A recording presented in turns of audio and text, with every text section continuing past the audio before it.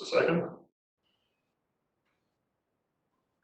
Okay, the live stream is back up. We want to apologize to those watching at home. Evidently, YouTube thought they saw something they didn't like and shut us down for a few minutes.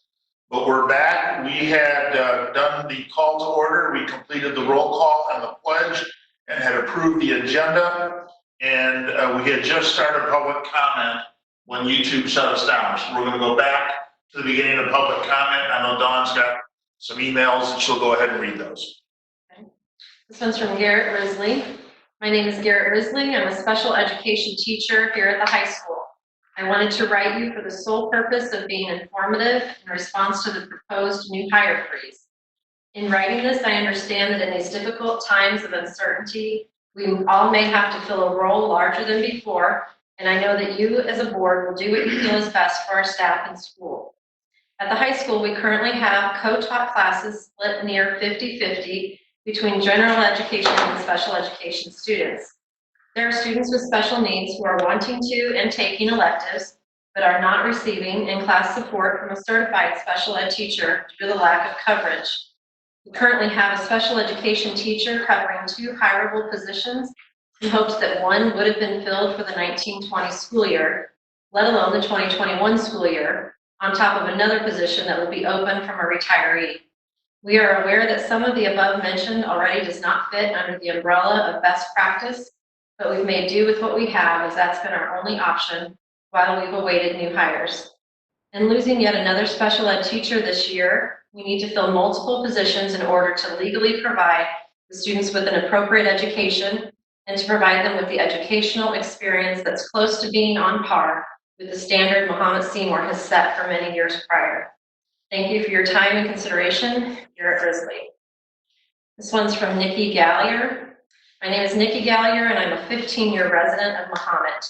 My 3 children have attended Mahomet-Seymour School since kindergarten and are currently a sophomore, 8th grader, and 7th grader. When we chose Mahomet 15 years ago, it was because of the good schools and safe community. It is to this effect that I have concerns regarding the proposed hiring freeze for the 2021 school year. As a 20-plus year educator in McLean County Unit District Number 5, I have participated on interview committees at this time of year countless times in search of qualified, knowledgeable, and caring teachers and administrators to best fit my school's needs and culture.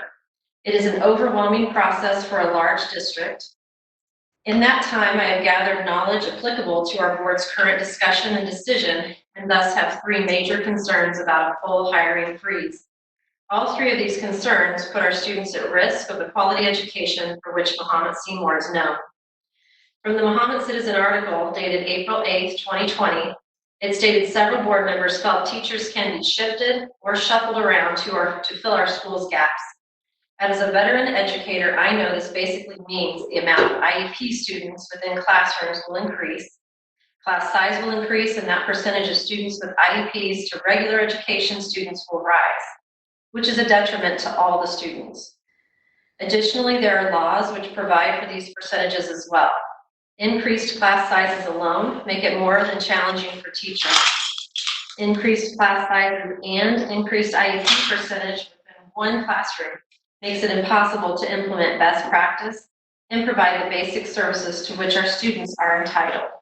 Never mind the fact that our teacher union can and should have a major problem with this lack of respect. Contractual issues will have to be considered. By placing a full hiring freeze in our district, we handcuff our administrators from replacing retirements and openings that are necessities to provide a quality education. Further, and most critical, we will lose out on the best and brightest hires. The reputation of Mahomet-Seymour rests on our amazing classroom teachers. A full hiring freeze, which puts off hiring that should be happening right now, will limit the pool. I had a recent intern who was hired by Champaign Central weeks ago. She is a young, energetic, and passionate educator with a bright future in the classroom. We cannot afford to lose out on these applicants. They will not wait for us. Experienced and wise school boards all over our state can tell you from experience how the recession of 2008 was handled. School districts made it. They made decisions based on data and figured it out. Look to your experienced board members and administrator. Reach out to the other boards. Educate yourself instead of making a knee-jerk reaction to the COVID-19 crisis. Our students deserve it. I hope our board respectfully acknowledges how all teachers, including Mahomet-Seymour educators, have plates too full to fill gaps next year or any year. Our exhaustive line of emotional commitment and never-ending red tape from federal, state, and local requirements doesn't leave any room. Not only do you risk best practice for students, you risk losing amazing educators already in this district. To that effect, I request you revisit your discussion on a full hiring freeze. Respectfully, Nikki Gallier. This one is from Lauren Kreider. My name is Lauren Kreider, and I'm an alumni of the Mahomet-Seymour School District and the parent of a kindergartner. I am very concerned to hear that the school board is considering a hiring freeze for the 2021 school year. I understand that times like we are currently in can be scary for many reasons. I am a healthcare worker, putting myself and my family at risk by going to work during this outbreak, and I face that fear every day. However, in times when our future seems unsure and scary, it is not the time to completely retreat and take drastic measures out of fear. We need to lean upon those who have experience in difficult situations such as these and take their advice on how to handle the situation. Dr. Hall has experience in helping districts through difficult times, and I feel that the board should be looking to her for guidance and following her recommendations. As the mother of a kindergartner, I am very concerned about this hiring freeze, as it would most likely directly impact my child negatively. I am sure you can recall that just last August, an additional kindergarten teacher had to be hired to accommodate all of the students enrolled. There are currently 12 kindergarten teachers and only 11 first grade teachers, meaning that next year my child's class size could go from 21 to 23 to 27 students, depending on new enrollments. Having 21 students in a classroom is already too many for one teacher to be handling in this age group. Why would we increase the class size?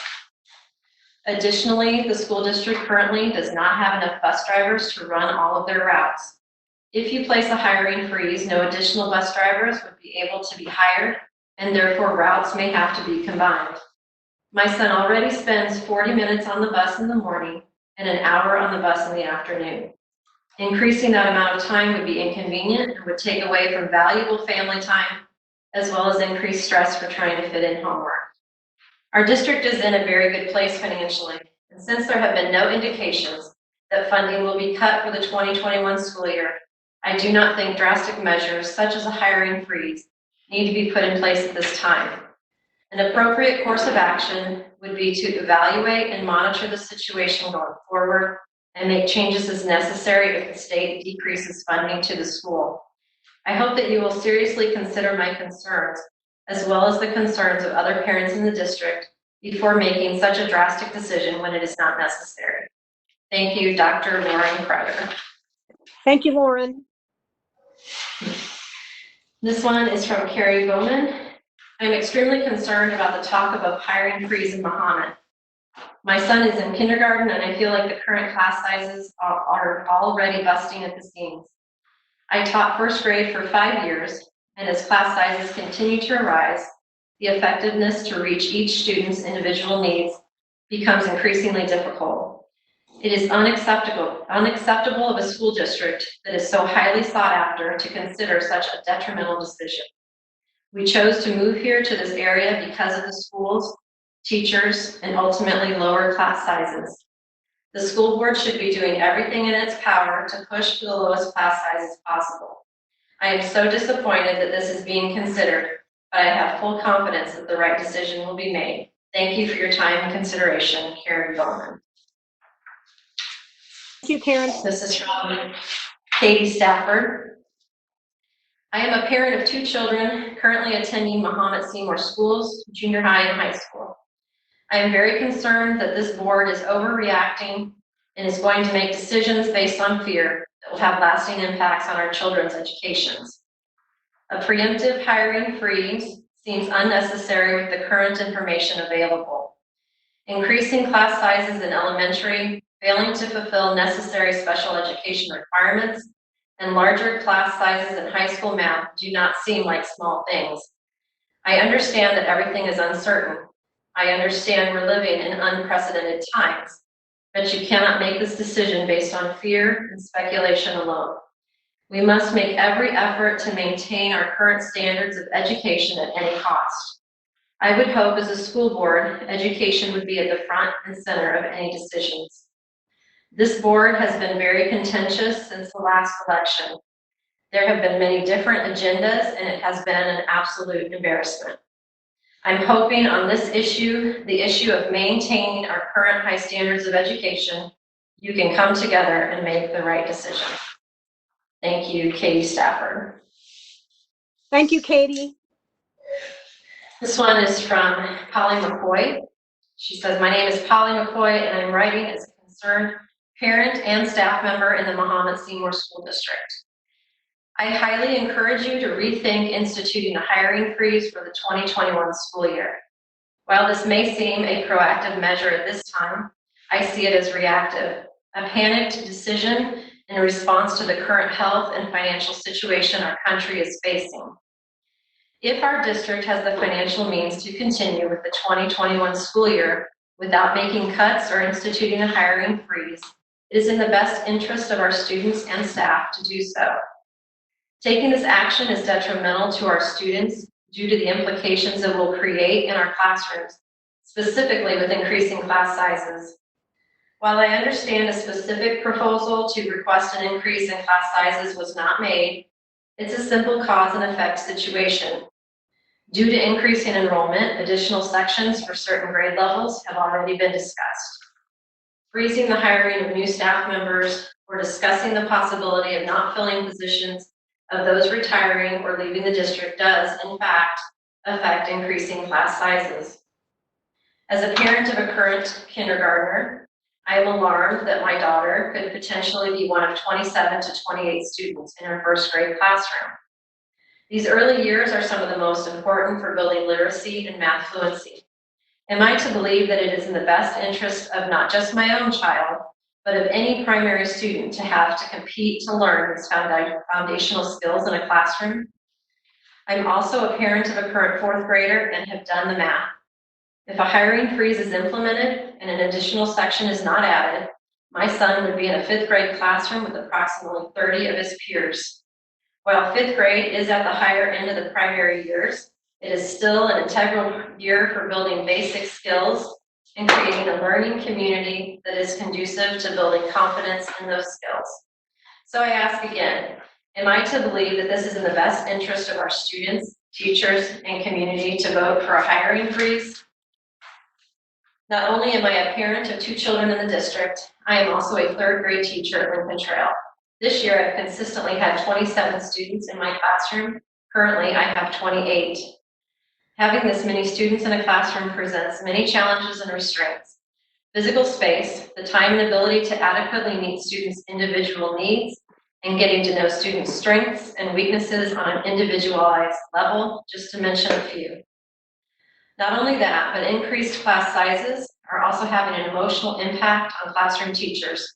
We feel guilty for being unable to provide the services and support that our students need because we simply have too many students and not enough hours in the day.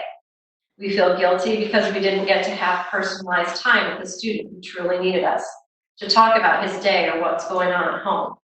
We feel guilty because we are pulled in so many directions that we feel inadequate. Dealing with the challenges that a large class size creates is causing teachers to leave the profession, good teachers that have the heart and passion for teaching. Instituting a hiring freeze is not the right decision.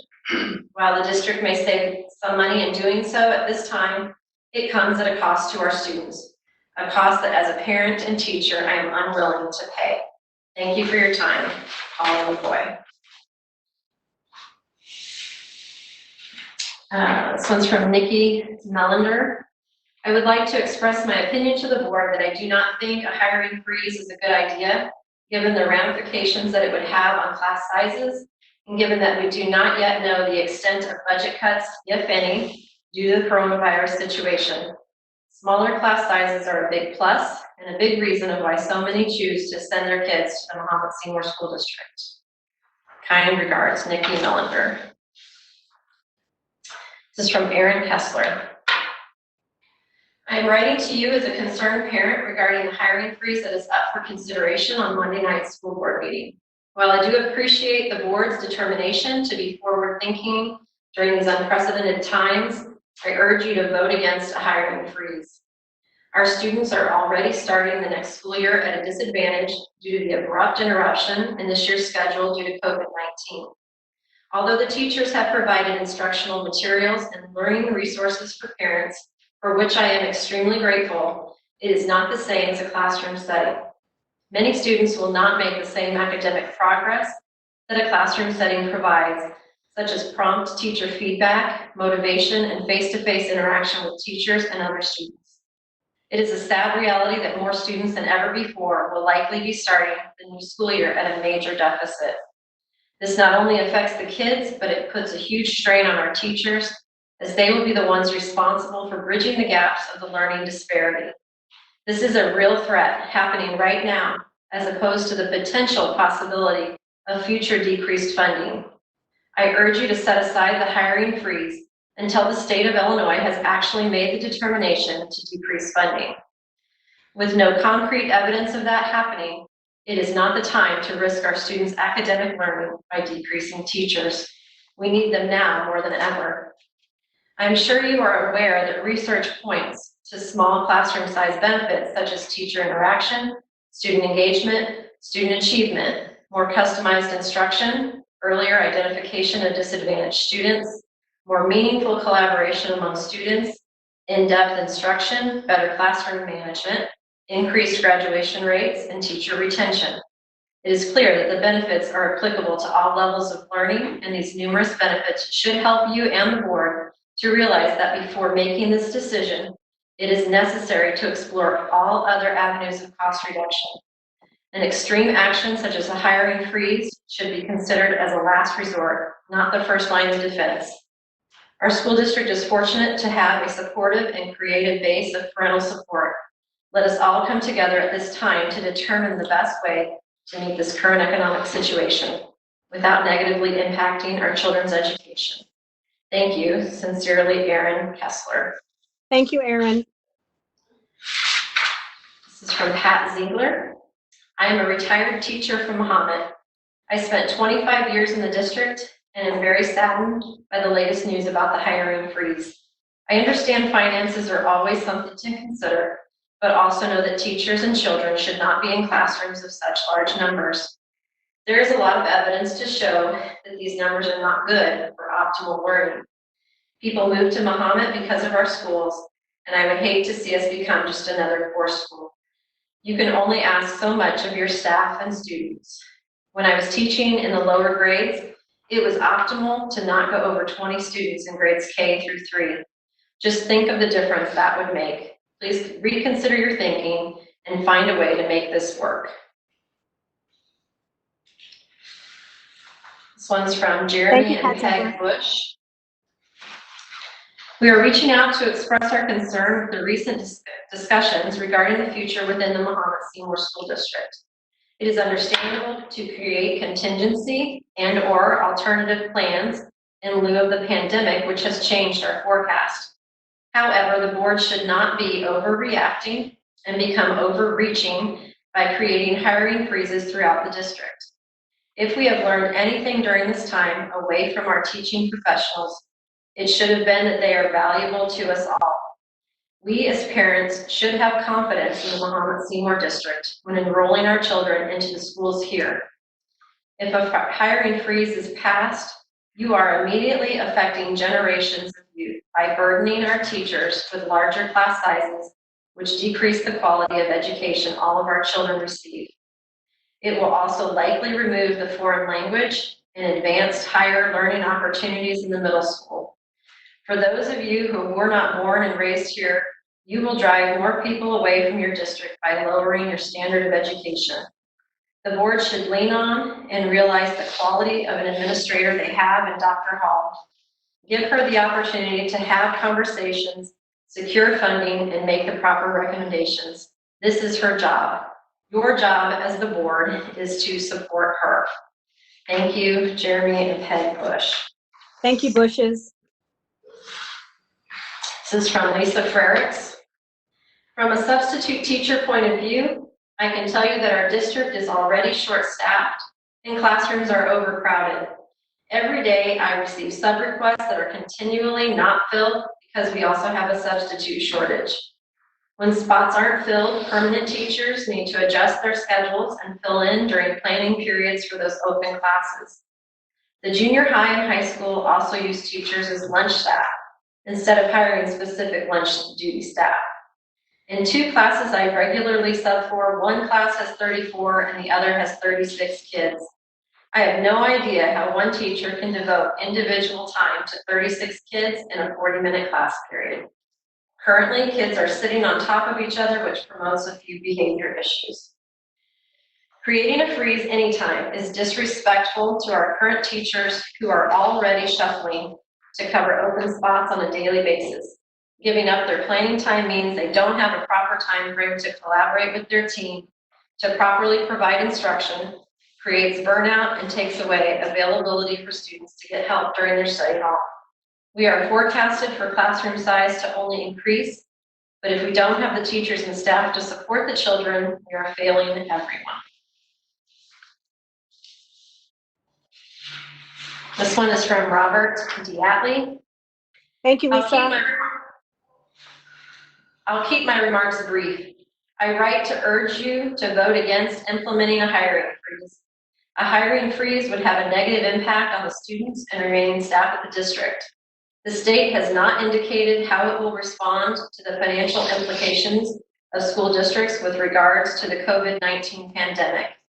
Implementing a hiring freeze at this time seems like a rushed reaction. I ask that you would please listen to Dr. Hall and allow her to continue to replace teachers who are leaving the district, retiring, etc., so that class sizes do not grow larger than they already are. Thank you. Thank you, Ms. This one is Burnett. from Stephen and Christina Schoolcraft. I'll keep it brief, so you can just count my husband and I as 2 taxpayers in the village that are very against the hiring freeze. Our children have gone all the way through the Mahomet-Seymour school system and had a great experience. We finished up in 2018, but the reason that we were here in the first place and moved back after having to briefly transfer to South Carolina was largely due to the school system here. The hiring freeze would be detrimental to our students' education and, frankly, callous and unfeeling towards our current teachers, besides being against the law regarding special education. Panic should not ensue here. If we have to make a change in the future, so be it. But jumping from the hanging pot into the fire because you think someone is going to dump you into it is ridiculous. Thank you for your time. Sincerely, Stephen and Christina Schoolcraft. Thank you, Schoolcrafts. This is from Jason and Melissa Hurst-Brunner. We wanted to send a note to pass along to the Mahomet-Seymour School Board to strongly oppose a hiring freeze. Our teachers and students deserve to have all proposed positions filled in order to keep class numbers down, stay within legal boundaries for special education, and make sure that all students are receiving a quality education. Thank you. Thank This you, one Jason and is Melissa. from Jamie Watts. We need to rethink this hiring freeze for 2021 school year. Look at your numbers, future class sizes if you continue this freeze. Middletown Prairie, 26 to 27 kids. Lincoln Trail, 30 plus.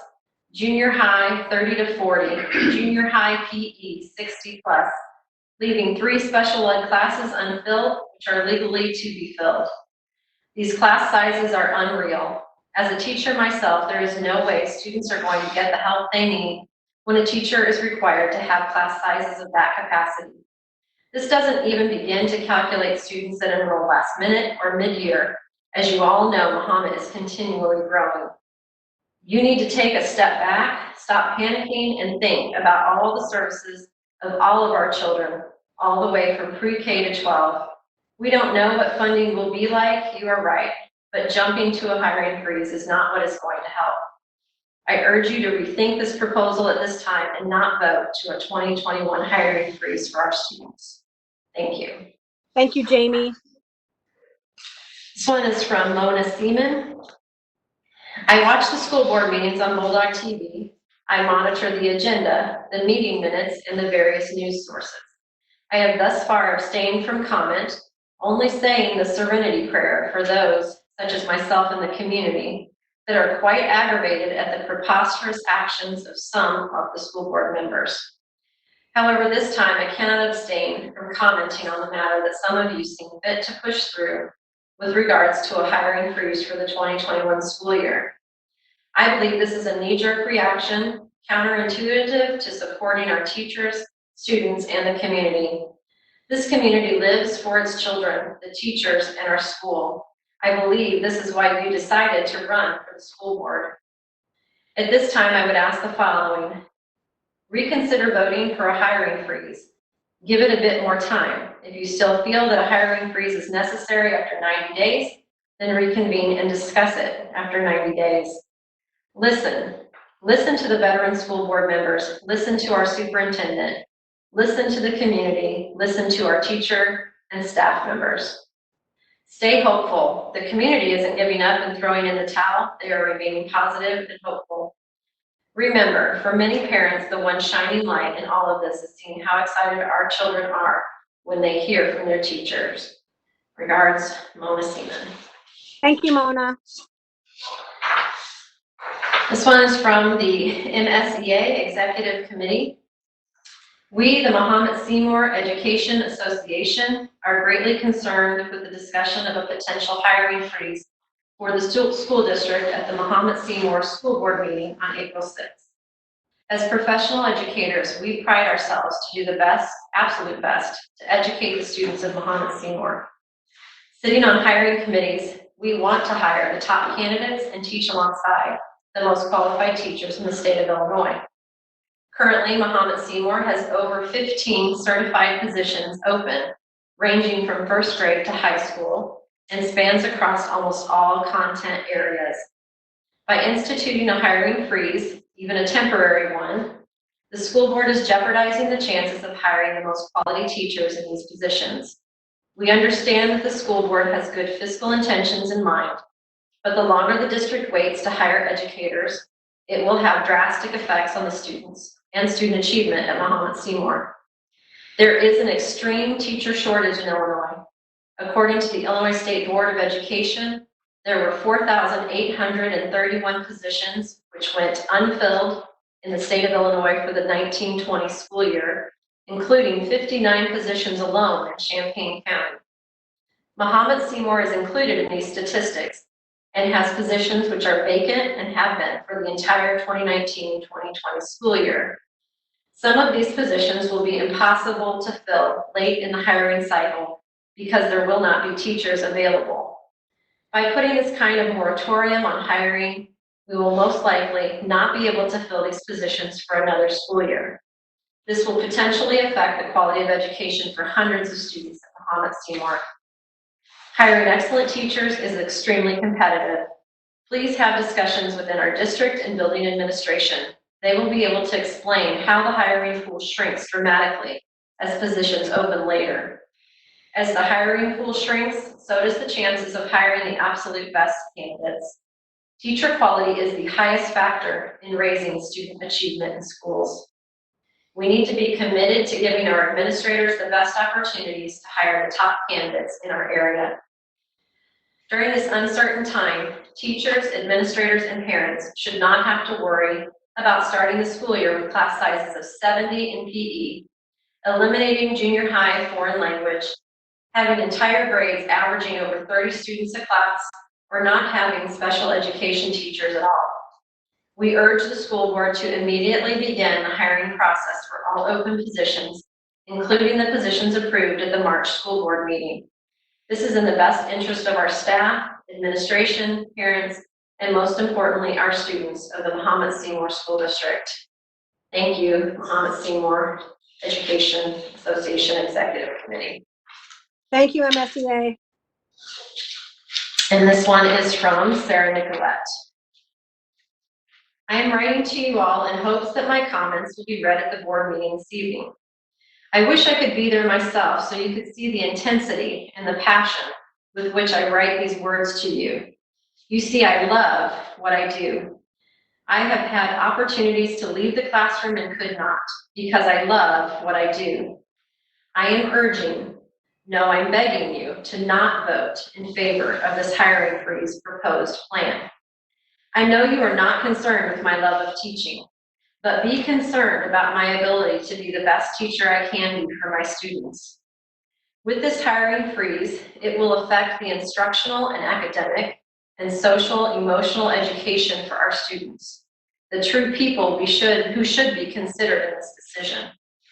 At a time like this, when we are already under duress, worrying about our students, our parents, and our colleagues, you are suggesting a change that would create a domino effect of even more issues and worry for our administrators, staff, teachers, and parents. A suggestion at this time does not need to happen. Please do not make this decision about a hiring freeze without looking at the pros and cons of how it would affect our students, our teachers, our IEP students, our social workers, our specialist teachers, and our administrators, to just name a few people in all of our buildings. What ifs need to be looked at when a suggestion as big as this one is made to the board for our school district.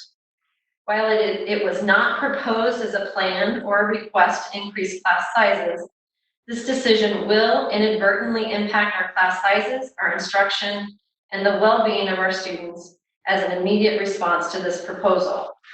You may not have said anything about increasing class sizes, but that is what will happen when positions are not filled. Putting holds on hiring staff will increase the number of students in classrooms if staff cannot be shuffled around to fill the gaps. I can tell you without a doubt that we do not have excess staff that are hired with not enough to do.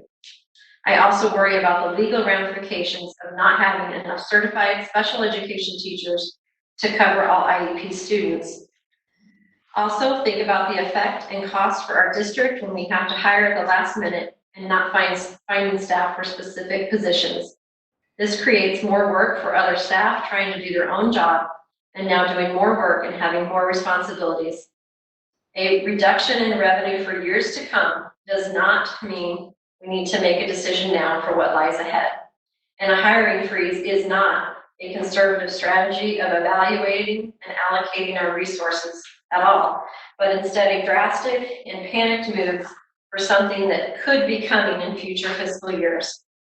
I would love for the idea of fear not forcing us down a path before we have explored as many options and other scenarios as possible to be looked at in regards to a hiring freeze. I do believe fear of what is to come economically forced this proposal of a hiring freeze. This plan does not feel like a conservative or cautious recommendation at all, which is how it was proposed in the first place. Some board members keep saying that this is a discussion. I use this term loosely, that the board will have together and come to a solution together. However, whether it is this specific issue or something else, I think that people make suggestions at board meetings with good intentions, but without the knowledge or experience of how it will affect the staff, students, buildings, and administrators. And when there is discussion from others with experience and knowledge about the topic, they still do not open their mindset to hear these people. Is this the real issue for our board fundamentally and not just the decision of a hiring freeze? Please do not use the media to share your viewpoint. Say what you mean now, but also listen to each other too. Open your minds and your hearts to each other and hear each other before you make this decision. Thanks for sharing, Sarah. That concludes the public comment. Okay, Dawn, thank you. And while it's unfortunate that folks can't be here in person, we appreciate them supplying the comments. And we appreciate Dawn reading them for us, so thank you.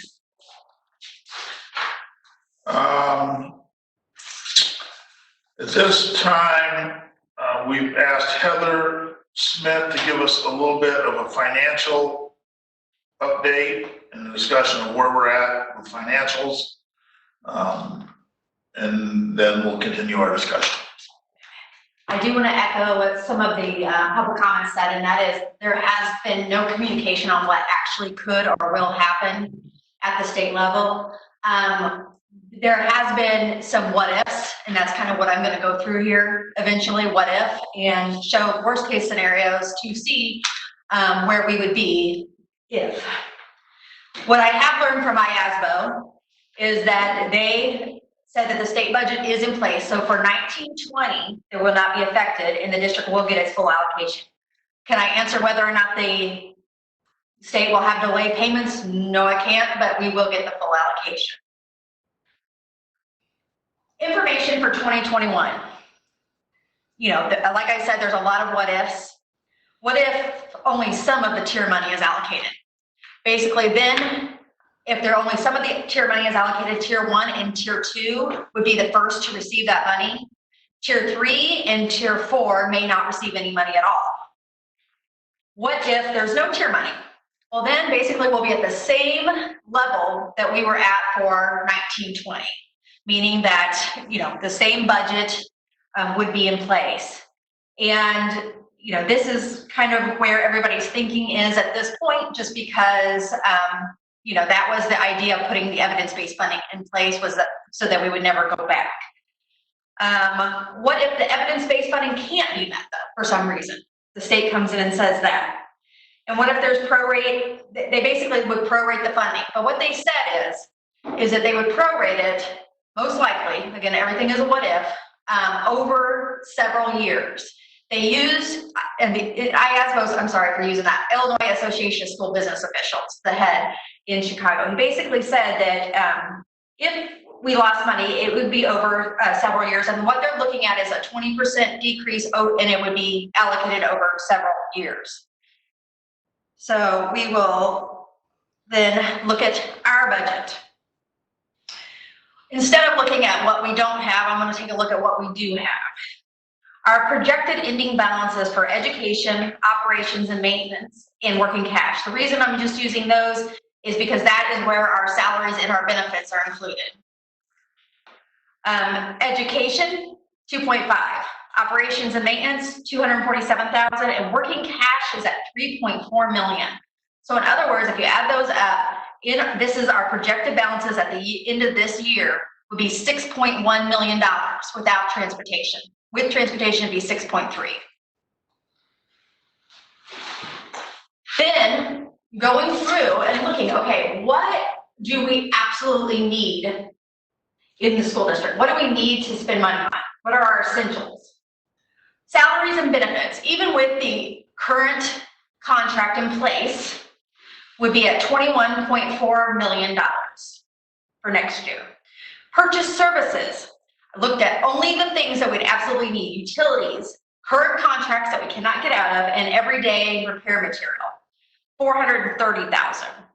Supplies, again, there are other utilities in there, and then I talked with other directors, you know, what could we see as a decrease in supplies?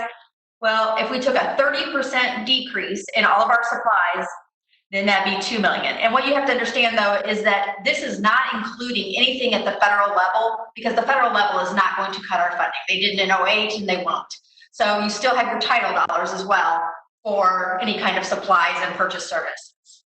Capital, the only thing that I kept in there was technology, because obviously we need that. Other things can be put aside for capital. And then also the other big thing that I saw was tuition for special education students, $735,000. Of course, we have to do this. I mean, it's a law. So we have to be able to provide that. Total is $24.8 million of essential costs. So even though they said it could take 20% decrease over several years, let's just go worst case scenario and say they're going to do a 20% decrease in property, local, and state level. Revenue after a 20% decrease in state and local disbursements would be down to $22 million. Our essential costs are at $24.8 million. And we just said earlier that we have $6.1 million in our fund balances of our operating funds. We could last 2 years at that absolute worst case scenario with our fund balances. 15% decrease all in 1 year. Same type of scenario, differences, revenue would be 23 million, and we'd be able to last 3.5 years. 10% decrease, there'd be essentially no deficit in that current year. You know, I could go on to say it'd be 61 years, but that's a little excessive. 5% decrease all in 1 year, there's no deficit at all. And that is cutting all of state revenues by 5% all in 1 year. Someone asked me about sales tax. Say 20% decrease again, we're just going with the 20%. And again, that 20% is worse than the recession that we saw in 08. So revenue after 20% decrease in sales tax, it would be down to, it starts at 625, so it'd be down to 500,000. The cost of our bonds for FY21 would be 400,000. So we actually end up with $100,000 additional to do some of those other projects. 10% decrease, same type of thing, but we'd end up with $160,000 left for those additional projects. And then please note that some of our projects are even coming out of different funds that we can't fund salaries and benefits out of, like fire and safety, like basically any kind of safety things, and then tort. So those things are covered as well, and they're not discussed in here because they can't provide any cash for salaries and benefits. So I hope this kind of helps everybody see where we're at and what we do have, even though, we don't have exactly what the state wants. We do have reserves back to pay for what we need at this point. And Heather, you haven't calculated in any possible CARES money? No, I have not. Additional. No, this is just based off this year's budget. So this does not include any extra federal money or CARES money or anything extra that we could get. And questions? Great job, Heather. Yeah, Thank you. thank you very much for the updated figures. Can you just answer a quick question? Sure. The cost that you're projecting, that is if we do the hiring that maintains our current staffing level, is that correct? I can't hear you, I'm sorry. Is this if we just maintain our current staffing level at those costs? Yeah, that would be our 1920 salaries with the budgeted with an increase for the next year. So that is the cost that's projected with the new and the replacement hires. It would be covering the replacement because it would be at our 1920 budget. So it's only the replacement hires, not the new hires. Yes, that are in my current essential costs, yes. But I think what you're saying is you've calculated in the increase in costs and salaries. Yes, I did. Over the 1920 costs. Yes, I did. Thank you very much. Would you mind emailing that to us so the board can have that while we meet tonight? Oh, sure. Thank you very much. You're welcome. So Heather, in those just essential costs, I didn't see anything like sports, extracurricular activities. So that just assumes I guess I would like to see what it looks like if we don't. Is the suggestion we forego all of those? I'm not sure what it looks like. This would just be essential costs for us to run the district and teach the children. It would not include any extracurricular. So how is that number impacted if we want to offer extracurricular activities? I would have to look at that and see exactly how much the extracurricular is. Do you mind going just back to that slide so that I could see the numbers you had on that, please? Sure. Back to the essential costs. Yes, please.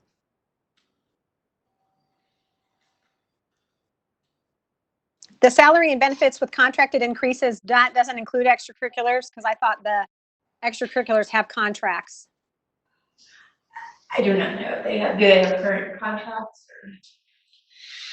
Yeah, the coaches do, and Yeah, it would include payroll for all that, it wouldn't include. Basically, it includes, I'm sorry, yes, it does include payroll for all of that. It just doesn't include like the purchase services part of it. so And coaching what- stipends. those types of things would all, which are part of our negotiated agreement, would all be included in that. Above and beyond, there are other extracurriculars, costs associated with transportation and things like that. Yeah, no, I'm sorry. Yes, the extracurricular is in the salaries and benefits, because I took the whole amount, everything Okay. that was a 100 and 200 object, which is salaries and benefits, and then took that times about 3%. Thank you for clarifying that. So, thank you.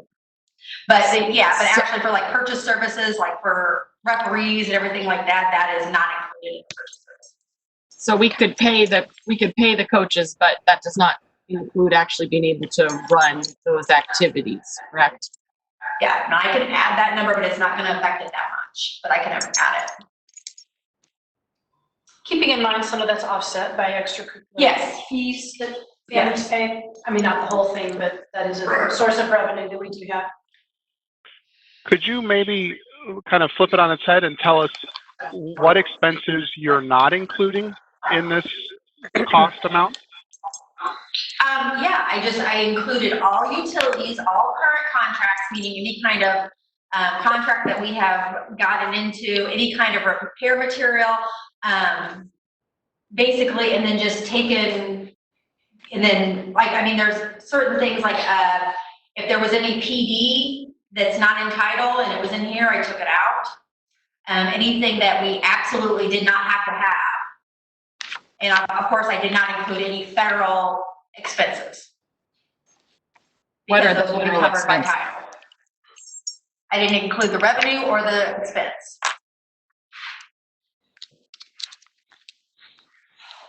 And then like capital, you have like little projects here and there that we do under the $25,000 limit. Took those out because they're not something that would necessarily have to happen.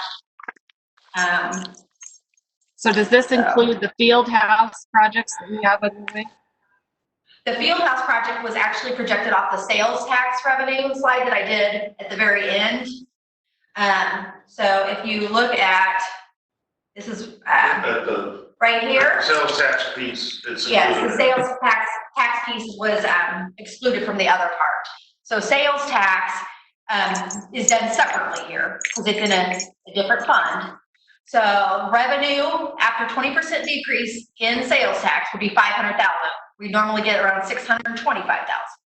So then the cost of bonds, the first year's cost of bonds are in our issuance. We don't have to worry about that. The second year, next year, is $400,000. So then we'd still have $100,000 left for other projects. And as the decreases, then we have more money at the very end for additional projects, depending on what decrease we see. Just want to always clarify for the viewers and people that there are separate buckets of money for the projects and for personnel. Those are separate buckets of money. Yes, well, yeah, that's what, when you look at things, okay, think of it, the education fund is, basically your general fund. O&M is also an operational fund that, can use, but is mostly for custodial and operations and maintenance of the buildings.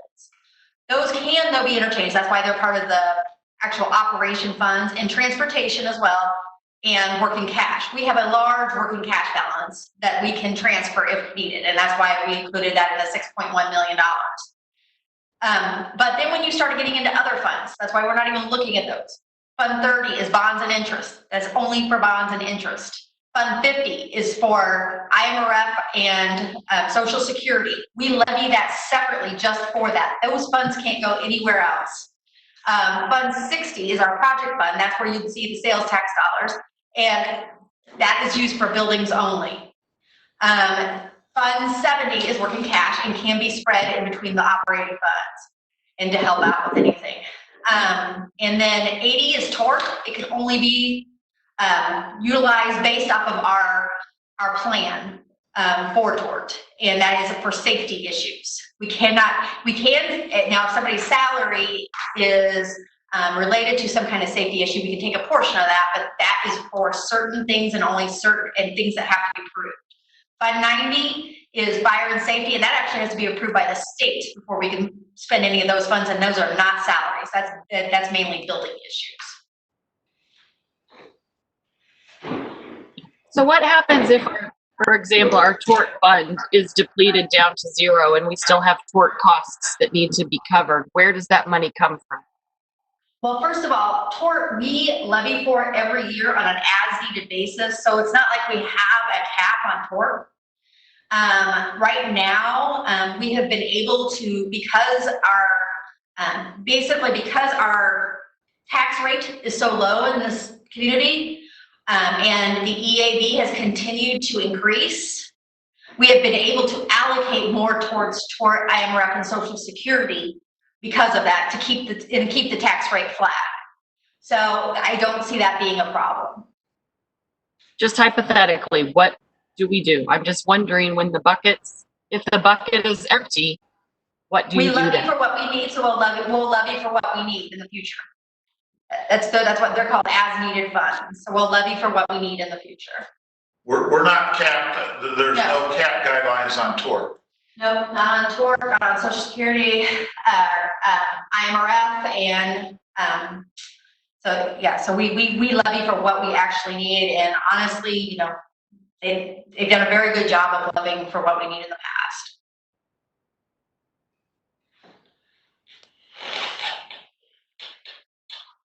Any other questions? Heather, you said that this was a projected balance at the end of June. What makes that projected? You what? The 6.1 million you said was a projected balance? Yeah, based We on have- the budget, there was a. Right, but What? so do we have all of the money So now? far, We yes. can- Yes, we are right on target with everything I checked. And right now, actually, between our revenues and expenses for the year, we have a $500,000 surplus as of today. We're 500 favorable to budget? Not to budget, just revenue minus expenditure. So we're running very well. What were we forecasting for the year? Do you remember off the top of your head? Forecasted for, After revenue expenses? I'd have to double check on that, I don't think it was 500, I think it was less. I think it was less than that as well. We are. Usually it's around. There are definitely areas where we're spending less money right now with schools being closed, so, Right. that's okay. certainly transportation. Does the 6.3 million include property taxes that we're assuming we're going to collect? Yes, it would. How much of that is property taxes that we don't have yet? How much of the What's our first installment 6.3? usually run? I can go get that. Want me to go get it? If you could, that'd be great. Whatever, well, what's our yearly, you have a yearly number, we'll just divide that by 2. Trent usually says 4.4 million in May. Yeah. Yeah, usually we get a total of about 18. I think Collins. On Collins Trent's, said on around 4 Trent's million in there. last, on Trent's red flag reports, last Yeah. May, he said that in May we get, or $4.4 million. Okay. Okay. I would think that would be June because they're not due until June, but if they're paid early even on a normal year, that would be wonderful. Yeah.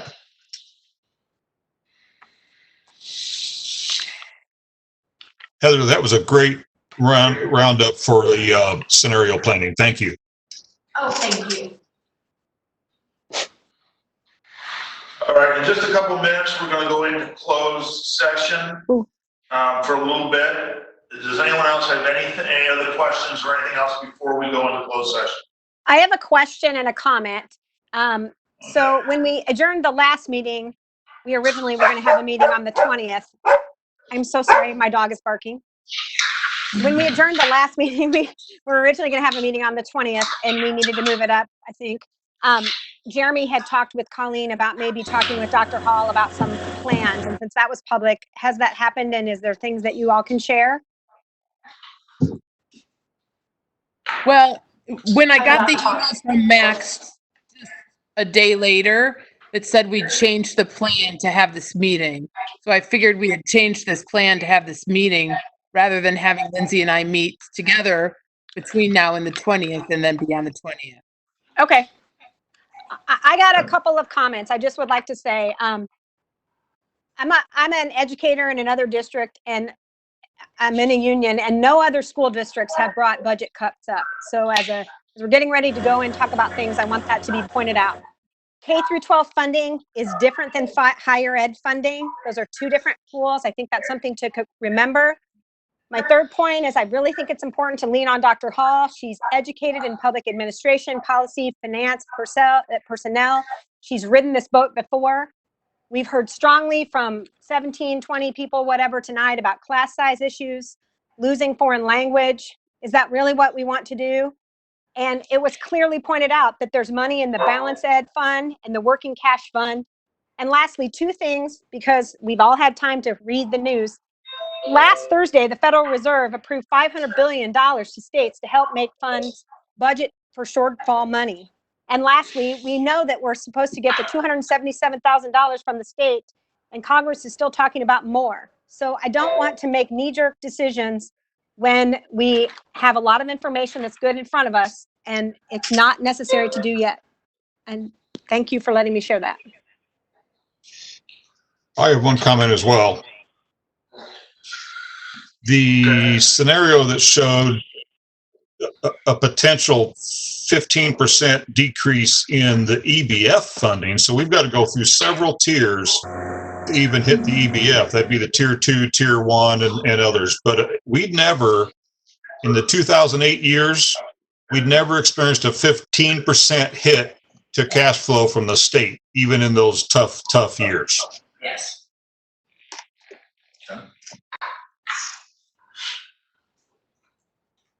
And since I have a and so go ahead, Ken. So I have a related question. The county board is going to be discussing soon whether or not to delay real estate tax payments. Are we as a board going to draft something to basically weigh in on how that will impact us? Are we going to send a representative like we did in the past? We've not discussed that, but I'm assuming we would. We're also questioning legally if they can do that.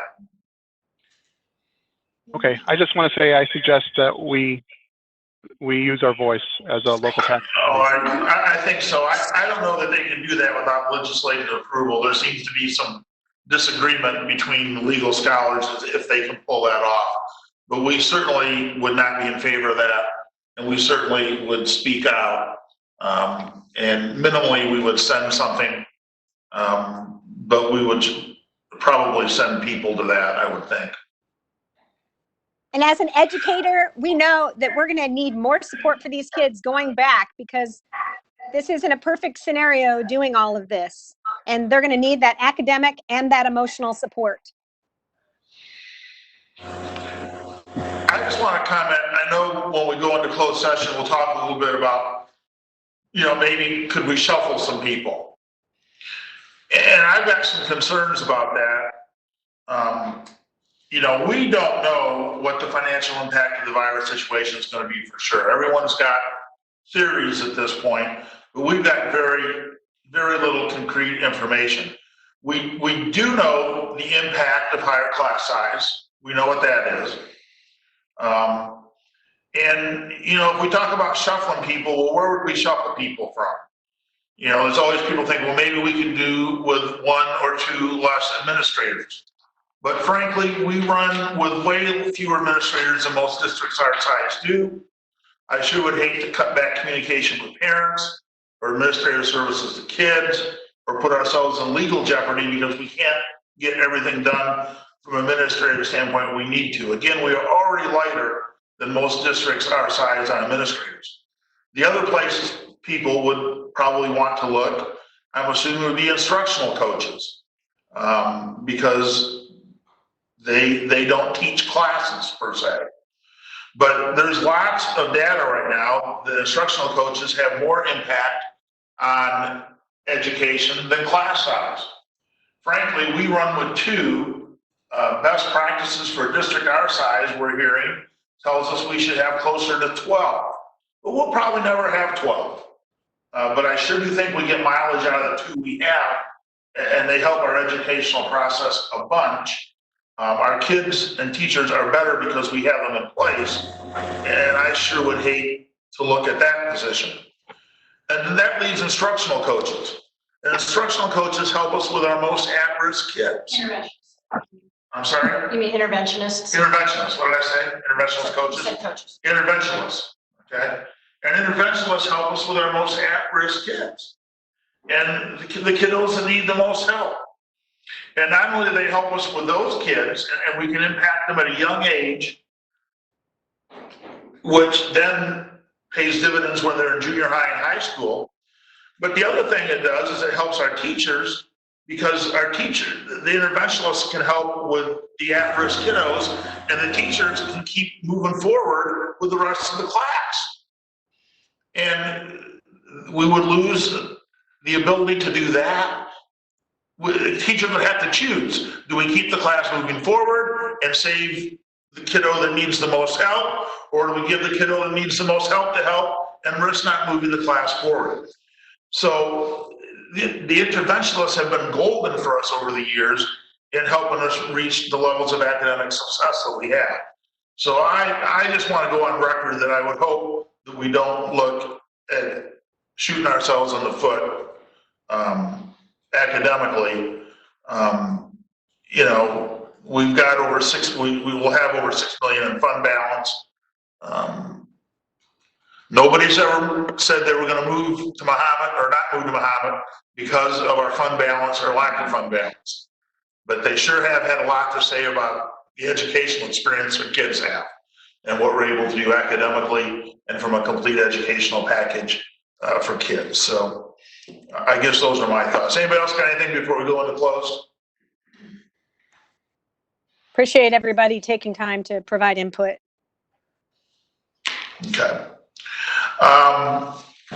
At this time, closed session is necessary for the appointment, employment, compensation, discipline, performance, or dismissal of specific employees, specific individuals who serve as independent contractors in a park, recreational, or educational setting, or specific volunteers of the public body or legal counsel of the public body, including hearing testimony on a complaint lodged against an employee, a specific individual who serves as an independent contractor in a park or recreational or educational setting, or a volunteer of the public body, or against legal counsel for the public body to determine its validity. Is there a motion to go into closed session right now for employment related discussion? So move.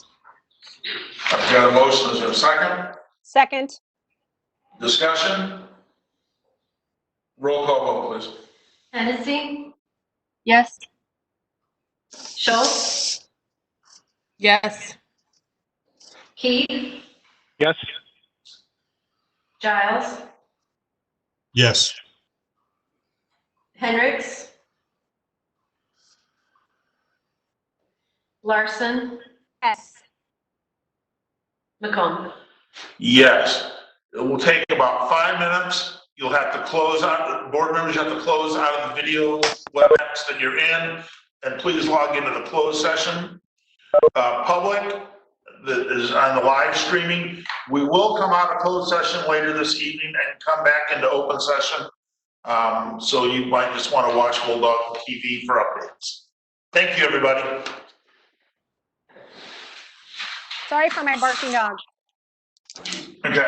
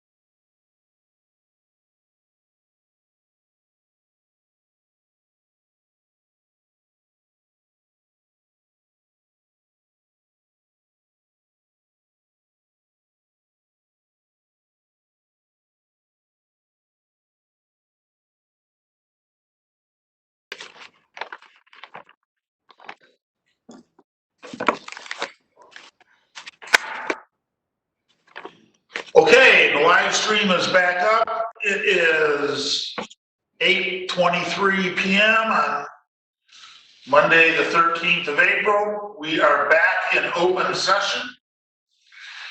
And we've got just a couple more items to discuss tonight. Before we get into further discussion, the board wants to make a statement that based on our closed session input and discussion tonight, we are going to move forward with replacing current open positions. And we're going to move forward with the new positions that we discussed and approved in March. And at this time, there will be no hiring freeze and there will be no change of direction on hiring and staffing at this time. So we want to make sure everyone is aware of that. We do have a couple more open session items to discuss tonight. One has to do with summer school. And so Nicole or Dr. Hall, one of you tell us what we need to know here. Well, I'll hand that off to Dr. Rummel. Dr. Romo, you're up. I'm sorry, my daughter just popped in. Is this summer school? Is that what we're talking about? Yeah. Sorry. The question, we had posted some summer school positions. I talked with Mr. Benedict last week. The question is, moving forward, the board's thoughts on moving forward with summer school. We don't feel like if we're still doing virtual learning, that would be a good fit for summer school PE. But we do feel that we could continue and move forward with driver's ed, the book course, and with speech this summer. We did not have a strong enough enrollment to offer Algebra 1B. So we've already informed those students that we would not be offering Algebra 1B this summer.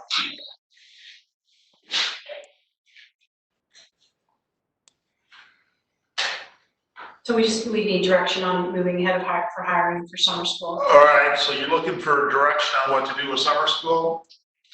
Correct. We'd like to hire speech, and we would like to hire the driver's ed book portion. I guess my thought would be we move forward and do whatever summer school we can do.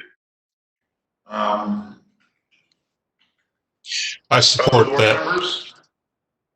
Will we be hiring from the existing pool of teachers that we have, or are these going to be positions we're going to throw out to new bodies? That's a great question.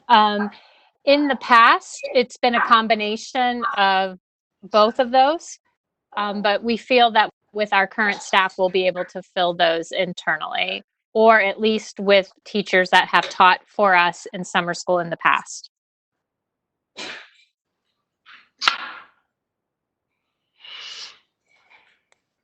This is a question. If we're allowed to be back in session in the summer, would we go ahead with PE also at that point? I don't know that we will be, but. So I think it will just depend on the turnaround time in terms of getting kids registered, getting staff hired. That makes sense. Okay. It's also an issue with schedules, waiting till the last minute and then having to redo student schedules as well. Yeah.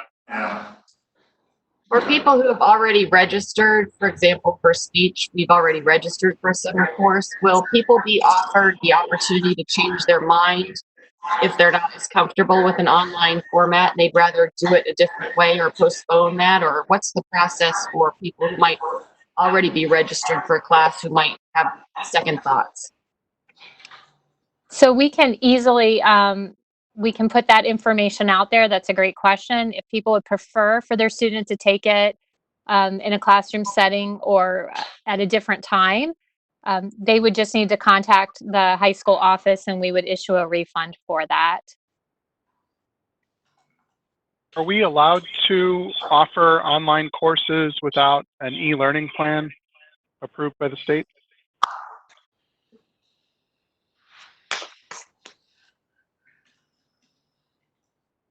So that's a great question. We'll need to double check with the ROE. We may be tied to the seat hours that we're not currently tied to.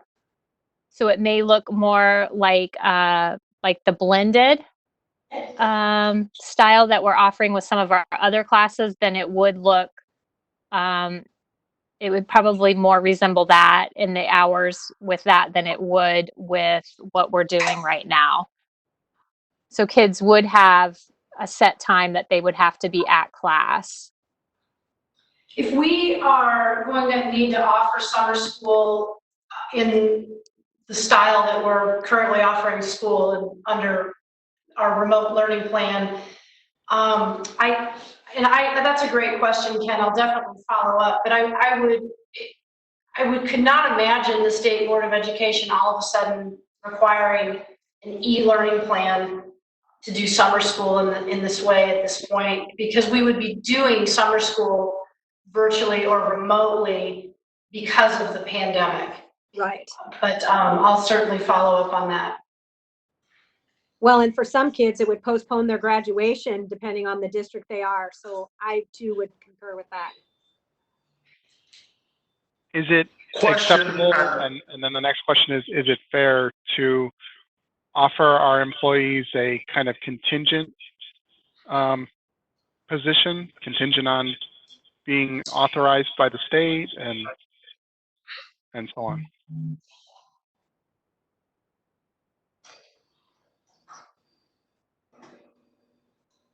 I think what he means is if we're gonna, if we post jobs and make hires and then the state changes their tune, what's our obligation after we've made that hire? Yeah, I think we could definitely communicate that with staff. I think we would probably reach out to the ROE first. I think you brought up some great questions there in terms of what our responsibilities would be to staff and students. Should this move forward? And then absolutely, we can communicate that to our staff that we're looking at potentially hiring. I think most of them just probably want to know, is this going to be a possibility? Do I need to block off these weeks potentially as part of my summer or not? What about, I know in driver's ed, we're stalled out right now on teaching behind the wheel, obviously. I'm assuming we can't bring behind the wheel back until we're able to bring students back in the buildings, right? That's correct. And I talked to Mr. Hensley about that. We have a lot of teachers certified for behind the wheel. We will get as many kids through as we can as soon as we are able to do that. If let's say we get word that we're going to open back up in mid-May and bring kids back for the last couple of weeks, I don't know if that's going to happen. But if it did, then could we do behind the wheel this summer or no? I want to venture a guess and say I think so, but I mean, clearly we'd have to do some quick organizational work. Yeah. Okay. On the flip side of that coin, if we are not anticipating being able to open back up, are we looking at maybe offering more people who might be eligible in the fall the book learning piece of driver's ed? I don't know if there's an age restriction on that, or could we prep the book learning piece for anticipated backlog into the fall? I don't think I didn't hear your whole question, Megan. I'm sorry. I heard the classroom part of it. That's my thought is, with seeing that we've already had 4th of July activities canceled by the state, we're hearing rumblings of sporting events and things not coming back in the fall. If we were to get ahead of the driver's ed piece of it, have we thought about taking a look at who might be in the book learning online piece of that driver's ed course and getting ahead of that so that when we do resume face-to-face, we don't have a giant backlog on both the behind the wheel and the book learning piece of it? So Yeah. offering the classroom portion this summer? Is that what you mean? And I, We yes. can certainly look into it. I We think do have, Are we offering classroom this summer? Is that what? They are letting the kids do it this spring, so they won't backlog that far. the classroom portion is still being offered remotely right now, yeah. Yeah. I think the question was, should we do it in the summer? and the plan is to offer it in the summer if we are allowed. Right. So related question with that. What fraction of a typical summer driver's ed course is the book portion? Well, it's during the Like, regular maybe- school year, it's 9 weeks, I believe. Yeah, I'd have to pull up But in the, the in the summer we do it in yeah, 4 I don't weeks. need the exact number. Yeah, so all I'm thinking, if that book learning is 1 week out of the 4, can we double dip or actually double book classroom learning in the summer to make it even easier than the fall? That's what I was asking too. Thank you. We'll look into what we can do with driver's ed. Okay. Good thoughts. Good dialogue, both of you guys. Thanks, Megan.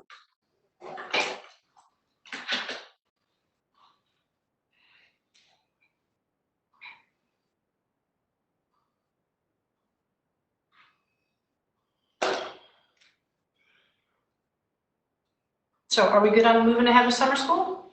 That's what I'm hearing? Yeah, Okay, awesome. that's what I'm hearing.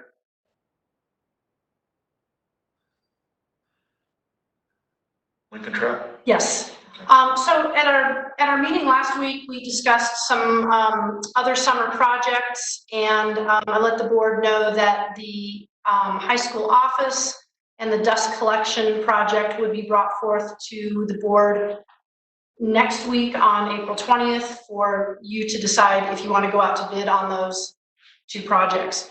What I just want to confirm though is that we've got 2 other projects at Lincoln Trail that do not need to go out to bid.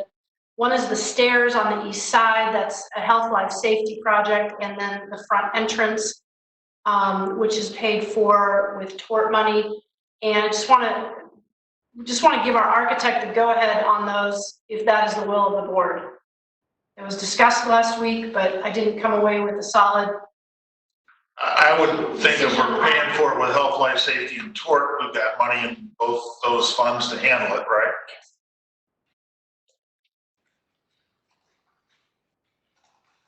Any other thoughts on it? What are the downsides of holding off on those projects? Well, the stairs are a liability, and the front entrance is, we were doing that to make it more secure to direct people into the office. Right now, Lincoln Trail's entrance is one where you can enter the school and not have to go into the office to check in. The redesign and reconfiguration would force people into the office to check in.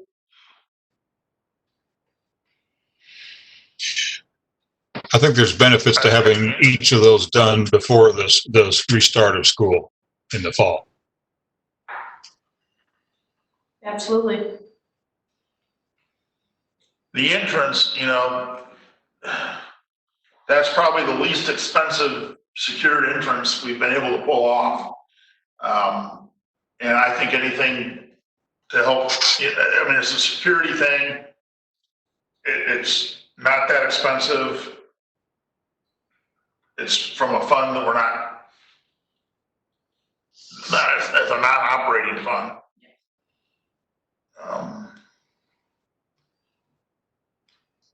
Were the costs of those And the projects, stairs are just a liability. We're gonna get somebody hurt on those stairs.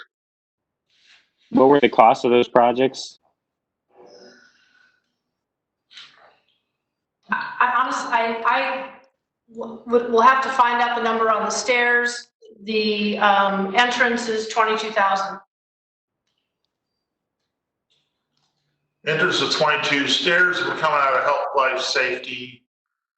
Heather's looking, I think, to see if she can come up with a number. I'm looking.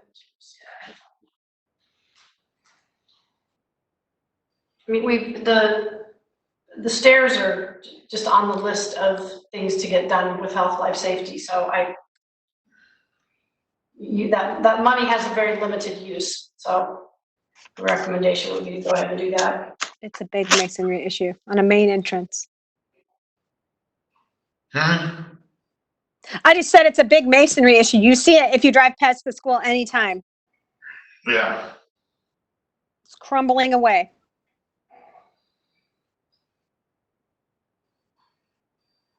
Also 22.7 on the stairway. So, 22 for the stairs and Bidding limits. yeah, so 22,000 on the stairs. this, we'd be just taking it out to bid. Safety. I'm sorry? You said this would be just taking it out to bid right now.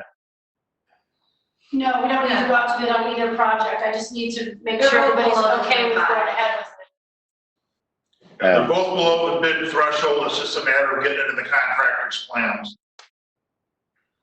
Right. Again, Would the bid 21 save us a little bit of health, money? I mean, I'm- would You bid glitched. save us a little bit of money? I said would bid save us a little bit of money? You would end up spending money on getting all the documents prepared to go out to Right. bid. Yeah, And just do the RFP. It costs money. Way below the threshold. Right. But these were projects that the board did give the okay on in February. It's just, we're just circling back, given all of the conversations that we've had recently.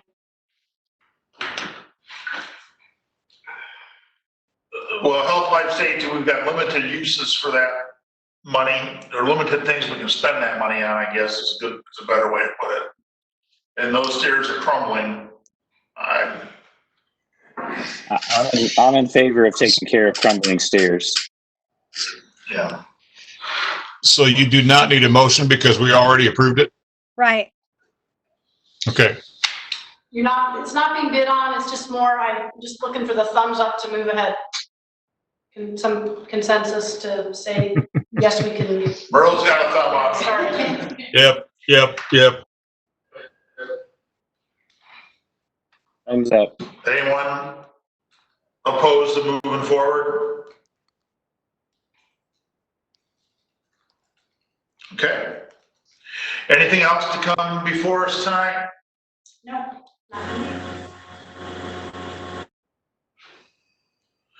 Hearing no other business, is there a motion to adjourn? So moved. Is there a second? Second. Second from Jeremy. Discussion on adjournment. All in favor, say aye. Aye. Aye. Anyone opposed? All right. Thank you, everybody. Good night. Thank you. Thank you. Good Good night. night. Good night.